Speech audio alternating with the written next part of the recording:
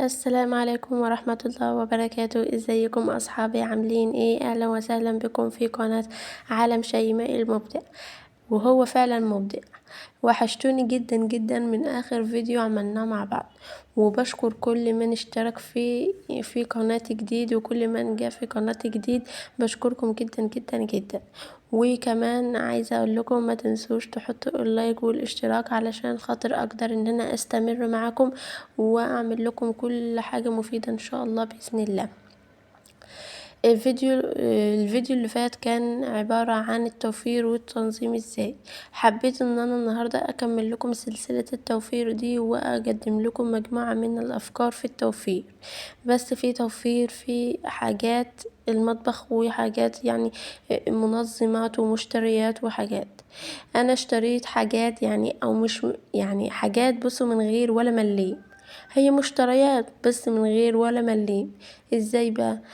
حابة اقول لكم ان انا اي حاجة عندي في المطبخ، اي حاجة بتتفضل عندي، مثلا علبة بلاستيك او اي حاجة بتتفضل عندي، مش برميها، بحافظ عليه لوقت زنج. ايه هو الاوقات دي؟ انا كنت حابة ان انا اروح اشتري شوية منظمات اظبط بيهم المطبخ بتاعي ويعني اهندمه كده. ولكن لما نزلت اشتري لقيت الحاجات والمنظمات، ايه ده يا بنات؟ حاجات يعني اسعار خرافية. ايه ده؟ هي حاجات تهبل بصراحة وحاجات جميلة، بس احنا يعني محتاجين للتنظيم والترتيب، ايوه، بس بأقل الامكانيات. يعني انا مثلا كان عندي علبة الايس كريم دي وعندي حبة الفاصوليا دول، فانا مش عارفة احطهم فين. كانوا عندي مثلا في كيس، حطهم في كيس كده، فانا حبيت ان انا اهندمهم كده وانظمهم، فقمت رايحة جايبة اللي هي علبة الايس كريم دي وحطيتهم فيها وقفلتها كده وظبطتهم.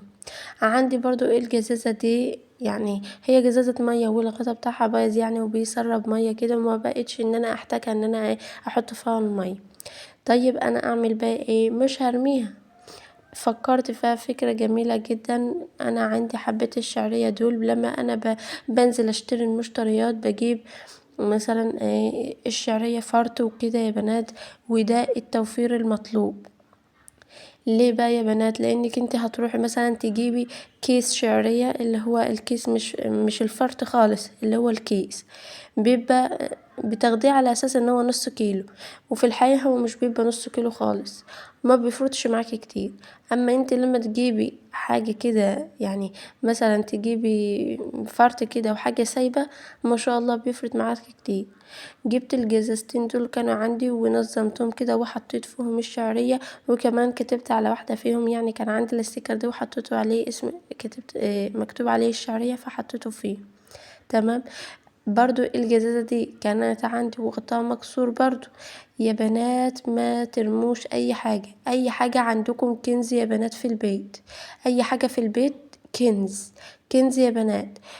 بصوا اللي هي المنظمات دي جميلة وحاجة تقبل برضو وحاجة حلوة، بس يا بنات تنزلوا عندها بحرها واسع كتير وهتصرفوا فيها مصاريف كتير، واحنا عايزين نوفر وندبر ونعمل حاجات حلوة كتير. في حاجات اولى من المنظمات دي ان انت تدفعي فيها فلوس، في ملخصات، في يعني ان احنا نعمل حصال عشان خاطر نشتري جهاز حلو في البيت، نشتري مثلا مروحة، هاند بلندر، غسالة، نشتري حتة دهب، اي حاجة من دي يا بنات. ايه الحاجات دي كلها يا بنات بتبقى يعني اهم من اي حاجة تانية، اهم من المنظمات. يعني يعني بحتة بلاستيكة او بجزازة فاضية عندك او بجزازة بايظة عندك، تقدر ان انت تعملوا منظمات جميلة جدا. ودي البلاستيكة دي، السلة دي كانت عندي، انا كنت يعني متجوزة بيها، كنت بحط فيها حاجات وكنت مستغنية عنها خالص. كمان ساعات كنت بستغنى عنها خالص، بقول هي ايه لازمتها. فانا الغطيان البلاستيكات دي عامله لنا كارثه كلنا عندنا يا بنات. فحبيت ان انا افكر فكره كده، حاجه حلوه جميله جدا، ونظمت غطيان البلاستيكات كده فيهم وظبطتهم. طب بالله عليكم يا بنات ايه رايكم؟ وشكلهم كمان شوفوا منظمين ومهندمين ازاي. يا بنات التوفير التوفير يا بنات، التوفير مش حاجه صعبه، بس بيكون في حد مثلا عارف هو بيوفر علشان ايه وغرض ان هو يجيب ايه، وحد تاني بص يعني ايه اللي هو مثلا بيوفر كده اي حاجة، بس في نفس الوقت بيخلص ويقوم رايح شاري، يعني واخد كل اللي موفره واللي محوشه في حصالة ده ومفرتكه خالص. لازما يبقى قدامنا هدف كده يا بنات، علشان خاطر نعرف ان احنا نوفر لازما يبقى عندنا هدف. انا مثلا عندي البراطيم الازاز دي، عندي كمية براطيم جزاز كتير خالص. فانا اللي هو ايه مثلا، هو انا يعني هرميها؟ لا مش برميها، بدل ما اروح اجيب براطيم جزاز واشتري براطيم جزاز عشان خاطر اوفر فيها، والبرطمان بالشيء الفلاني انا حبيت وشكلهم جميل برضو يا بنات.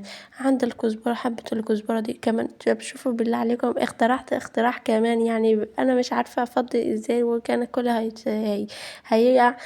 قمت جايبة حتة كرتونة وعاملاها قمع كده، بصوا حاجة من لا شيء يا بنات. فكروا ووفروا ودبروا يا بنات. والبرطمان التاني ده كان عندي حبة فول حطيتهم فيها كده، يعني بصوا منظمات من لا شيء يا بنات فعلا. فعلا يا بنات، منظمات ومشتريات من غير ولا ملي. يعني حبة العدس دي اللي حطيتهم في قلب البرطمان ده، وهي حاجة جميلة وبنفس الجمع برضو يا بنات. شوفوا دي يعني كل حاجة من البيت، ما اشتريتش حاجة يا بنات. بصي لازم يبقى قدامك هدف، انت بتوفري ليه؟ بتوفري ليه؟ مثلا واحدة بتوفر عايزة تشتري جهاز، واحدة بتوفر عايزة مثلا تشتري ذهب، واحدة بتوفر مثلا عايزة تشتري اي حاجة لها تنفعها في البيت. كل ده لازم ان انت يبقى قدامك هدف يا بنات علشان خاطر توفري منه. طيب فكرة تانية جميلة جدا جدا، انا عندي مجموعة البراطيم الجزاز دي اهي، مسكتهم عملتهم طقم. جبت حتة اللي هو اللزق الستيكر ده، اللي هو بيبقى لزق ملفوف ده، الرول ده، جبته وخدت منه الحتت دي وقصيتها. والبرطمان دي ده كان عاجبني جدا يا بنات، اللي هو بيضاوي كده وشكله جميل جدا.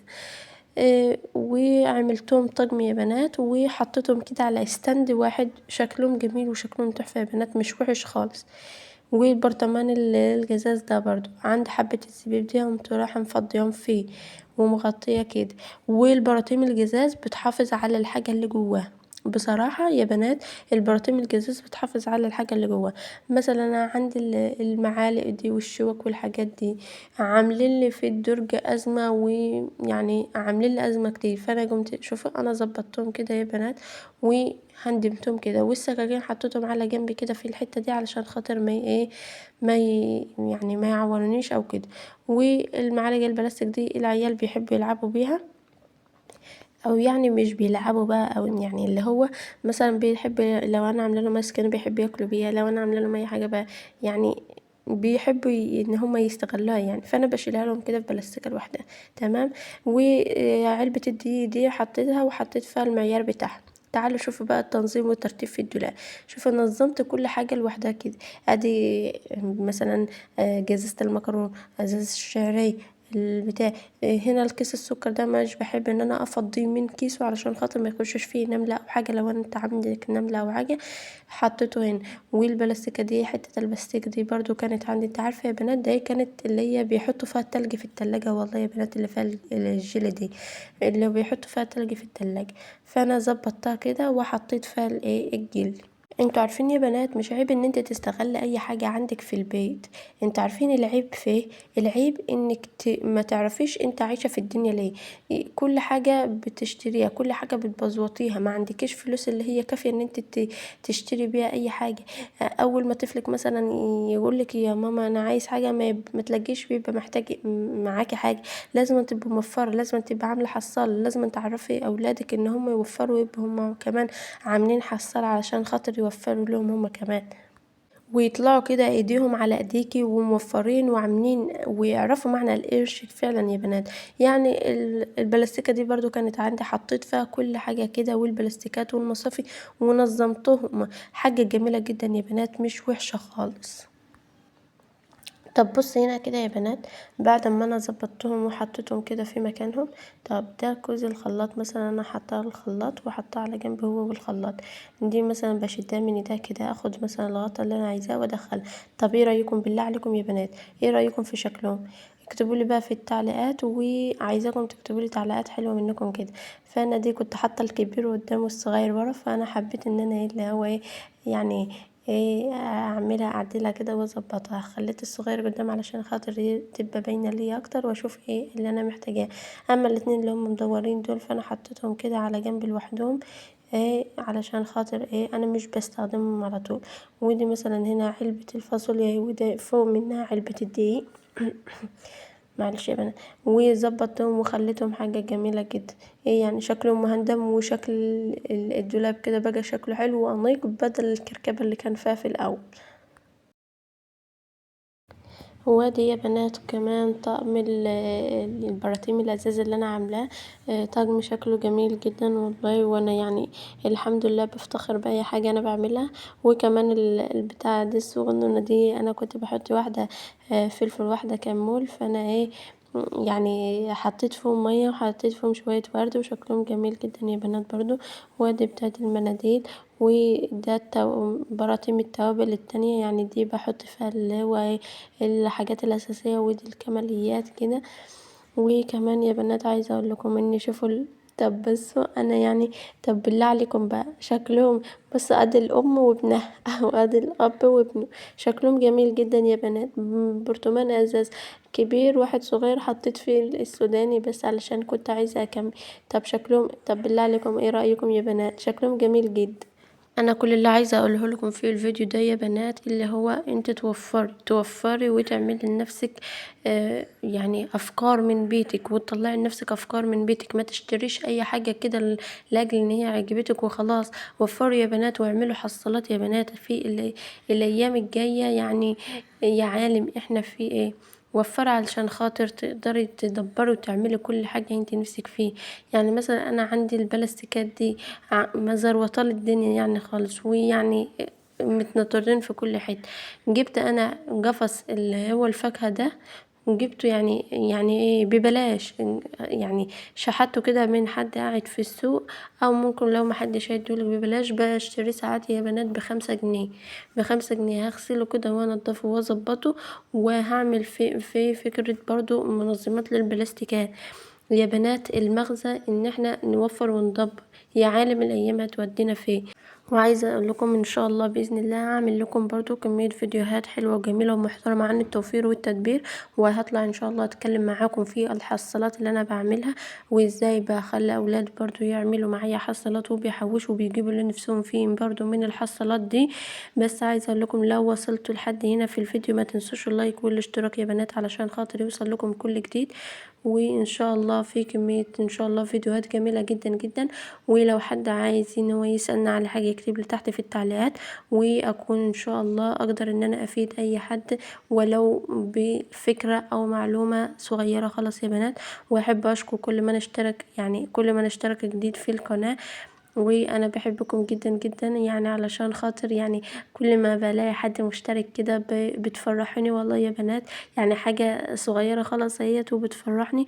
وانا كده ظبطتهم وخليتهم شكلهم مهندم، يعني بدل الكركبة اللي كانت حاصلة في الاول دي. ويعني لما بحتاج اي مثلا حاجة اخدها بالراحة كده وارجع انظمها مكانها تاني، واحطها في الدولاب، وادخلها واطلعها واشدها من ايديها. ولو انا كنت عايزة اغلف القفص ده عادي، ما فيش اي مشكلة ان انا اغلفه كمان، ما فيهاش اي مشكلة.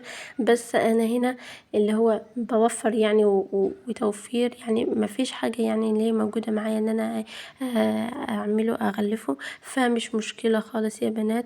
وعايزة اقول لكم ما تنسوش اللايك والاشتراك، والسلام عليكم ورحمة الله وبركاته.